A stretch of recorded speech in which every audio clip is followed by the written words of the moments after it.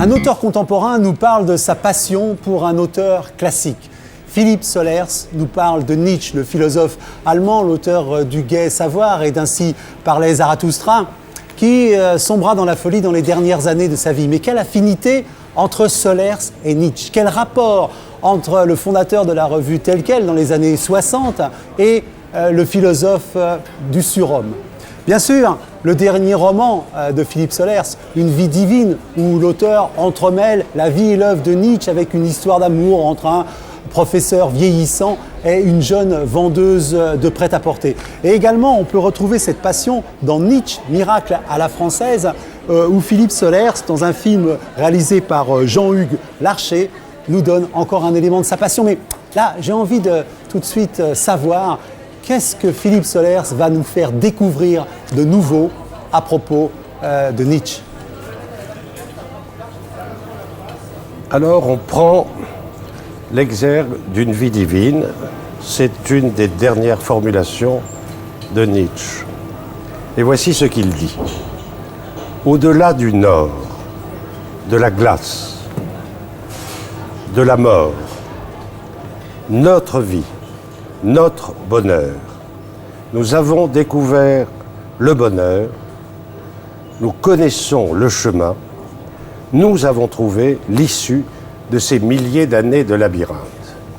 Alors, vous écoutez ça et vous entendez le mot bonheur, notre vie, notre bonheur, il souligne le mot notre. Il s'agit de passer au-delà du nord.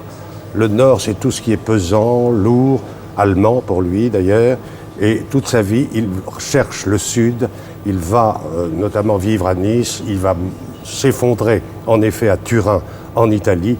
Il est tout le temps aspiré par le sud, vers le soleil, vers justement ce que pourrait être une vie libre en dehors de cette pesanteur du nord. On dépasse le nord, de la mort.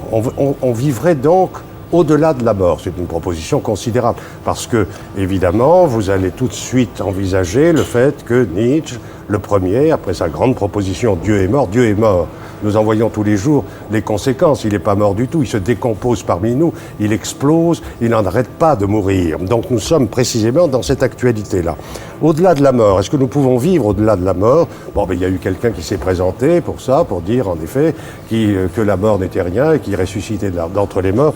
C'est le Christ et Nietzsche, justement, à la fin, ces lignes sont tirées de là, écrit un livre absolument fulgurant qu'il faut relire, qui s'appelle L'Antéchrist, où il dit qu'il prend en quelque sorte le message christique, qu'il le renverse, qu'il le retourne, qu'il le renouvelle et qu'il change le calendrier. D'ailleurs, c'est extraordinaire de voir qu'à la fin de sa vie, dans une grande santé, une fécondité extraordinaire dans les dernières années de sa vie, il date tout à coup un nouveau calendrier de ce qu'il appelle l'an 1 du salut, le salut avec un grand S, et donc on est le 30 septembre 1888, et je date mon livre de cette date, c'est-à-dire que nous sommes pour moi en 118. Vous allez me dire, mais c'est de la folie, nous sommes en 2006, aucune transaction ne se fait aujourd'hui sans mettre 2006, la finance flocule sur 2006, etc. Et pourquoi est-ce qu'il faut le mettre en français? Parce que justement, la fin du 19e siècle, là où Nietzsche a vécu, c'est l'étouffoir, c'est la censure, le refoulement complet.